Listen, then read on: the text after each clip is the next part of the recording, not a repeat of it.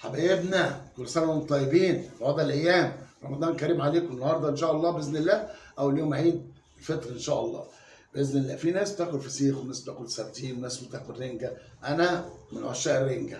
وبعدين الرنجه دي مش اي رنجه، الرنجه بتبقى شكلها اصفر فاتح واللون اللي من ورا كده مخضر شويه، لكن اهم حاجه ان طبعا في الرنجايه اللي هي البطروخ. تمام. هنا بتشوف بطنها كده، يعني مثلا نفتح ديت كده اهو ونطلع البطروخ اللي فيها. شوف ده بقى اسمه الكافيار. بسم الله ما شاء الله، فصين كافيار اهو. اللهم صل على سيدنا محمد. ده اهم حاجه في البرايه او في الرنجايه، البطروخه دي طعمها بتبقى روعه. بسم الله ما شاء الله. احنا هنعملهم مع بعضيهم.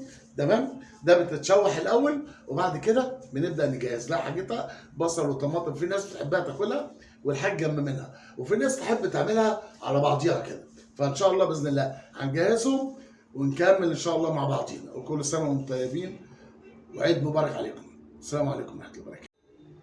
السلام عليكم، كل سنه وانتم طيبين. في هذا الايام النهارده طبعا اول يوم العيد، جهزنا حاجتنا اهي عشان خاطر نبقى عارفين الرنجه دي. بسم الله ما شاء الله. في ناس بتاكل فسيخ وناس بتاكل سردين، بس انا عن نفسي بفضل الرنجه. والرنجه لازم تكون بمواصفات معينه، يكون اهم حاجه نتك على بطنها كده، اللي هي بطنها جامده كده، تحس ان خلاص كده عايزه تبخ البطارخ اللي جواها. تمام. ده بطارخ بسم الله ما شاء الله. وده الرنجه بتاعتنا.